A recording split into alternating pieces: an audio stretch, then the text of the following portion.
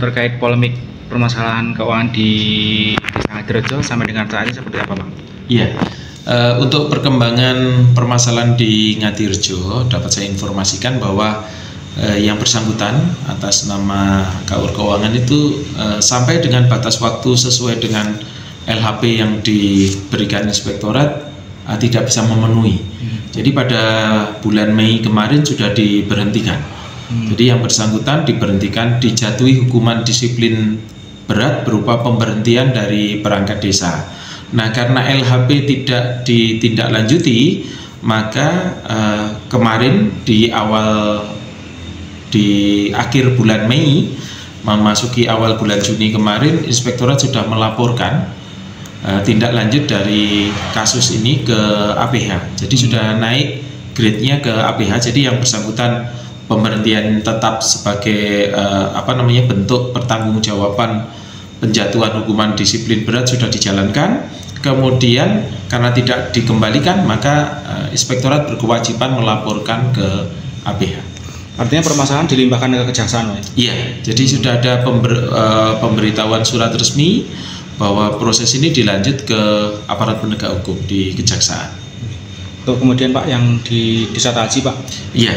Ada kabar muncul LHP kedua ini gimana, Pak? Betul, jadi gini, terkait dengan Desa Taji di awal bulan Juni, kisaran tanggal 2 kemarin, muncul LHP baru. LHP baru ini sebagai rangkaian LHP yang keluar sebelumnya. Kalau sebelumnya kan hanya fokus ke KUR Keuangan. Di LHP yang baru ini ada beberapa pejabat desa yang harus diberikan teguran oleh camat, karena LHP ini ditujukan kepada camat, antara lain itu kepala desa, kemudian sekretaris desa, para pelaksana kegiatan. Jadi ini menjadi unik ya, menjadi unik karena LHP keluar 2 kali. Yang pertama khusus terkait dengan masalah dugaan potensi penyimpangan, dan LHP kedua ini kalau kita cermati memang aparatur pemerintah desa ada unsur AB dalam kontrol. Maka camat diperintahkan sesuai dengan LHP untuk memberikan teguran tertulis kepada orang-orang yang terkait, kepala desa, sekdes, dan juga para pelaku kegiatan, pelaksana kegiatannya juga mendapatkan teguran. Artinya para pelaku itu ada beberapa ya. Jadi sesuai dengan LHP ini ada beberapa orang yang memang dikenai teguran. Dan ini nanti tindak lanjutnya kami masih menunggu progres dari camat untuk melaporkan. Kemudian khusus untuk Taji juga kita sedang berproses ya. Kalau nanti desa cepat kemudian memenuhi beberapa LHP ini, kemudian APBDes-nya sudah fix 2024 kemarin bisa diupload, maka dana desa akan kami salurkan. Cuma untuk penyalurannya setelah dana desa masuk, LHP ini harus selesai dulu. Maka nanti besar kemungkinan anggarannya akan kami blokir dulu. Jadi dana desa masuk dulu supaya pemerintah desa fokus untuk penyelesaian LHP.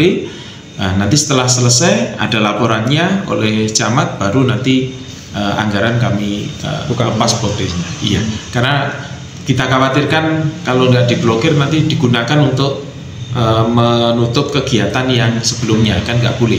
Tapi ini sudah masuk, Pak? Belum ya? Jadi belum, sampai hari ini belum, makanya ini butuh kecepatan karena batas waktunya kan paling lambat tanggal 15 Juni. Kalau 15 Juni yang bersangkutan tidak mengajukan, artinya pemerintah tidak mengajukan, maka bisa dipastikan Desa Taji berpotensi tidak menerima dana desa. Tapi sudah mengajukan apa belum? Belum, sampai hari ini belum. Ini tanggal 4 ya. Tanggal 4. Makanya ini kan kami bersurat resmi ke Taji untuk segera mengajukan dengan melengkapi persyaratan yang ada. Batas akhirnya adalah tanggal 15. Cuma tanggal 15 itu kan hari libur ya, 15 itu kan hari Minggu. Maka batasnya ini untuk menghindari kredit aplikasi dan lain-lain, kami berikan waktu sampai dengan tanggal 12 Juni itu hari Kamis. Gitu. Jadi kalau itu lewat, ya terpaksa desa yang bersangkutan tidak menerima dana desa di tahun 2025. Kalau desa yang lain Pak yang belum mengajukan ada Pak? Tinggal satu ya, ini sedang berproses. Kartoharjo itu belum sih? Belum, sampai sekarang juga belum. Sama, nanti tetap kami kawal untuk prosesnya. Ketentuannya kan sama, paling lambat tanggal 15 dan nanti kita ajukan di tanggal 12 supaya ada waktu 2 hari kami bisa berproses untuk pencairannya. Pak, terus kemudian untuk belotan Pak, Pak? Ini paralel ini. Untuk belotan kami sudah menerima surat dari Bu Camat tertanggal 9 Mei kemarin. Inti dari surat itu ya, desa sudah memberikan teguran. Jadi ada salah satu perangkat desa yang tersangkut permasalahan pidana umum. Ya.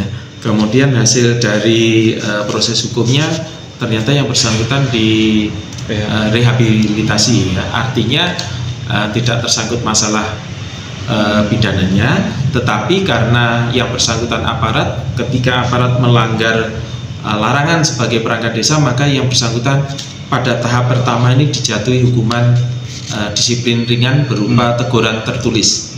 Di dalam teguran tertulis itu yang bersangkutan diperintahkan untuk tidak mengulangi perbuatannya dan memperbaiki diri.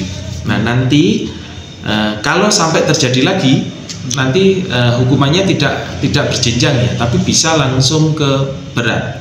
Maka saya himbau kepada aparat pemerintah desa untuk berhati-hati ya, untuk berhati-hati. Kami menerapkan administrasi ini sesuai dengan ketentuan peraturan bahwa apabila melakukan kesalahan yang bersangkutan harus dijatuhi hukuman disiplin.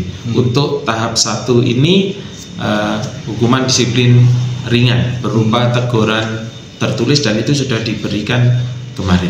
Artinya masih bisa bekerja seperti biasa? Sudah, yang bersangkutan sudah bisa masuk, makanya justru kesempatan ini digunakan untuk memperbaiki diri, ya, menunjukkan bahwa dia sudah berubah dan kami memonitor perkembangannya lewat kecamatan sambil kita lihat progresnya.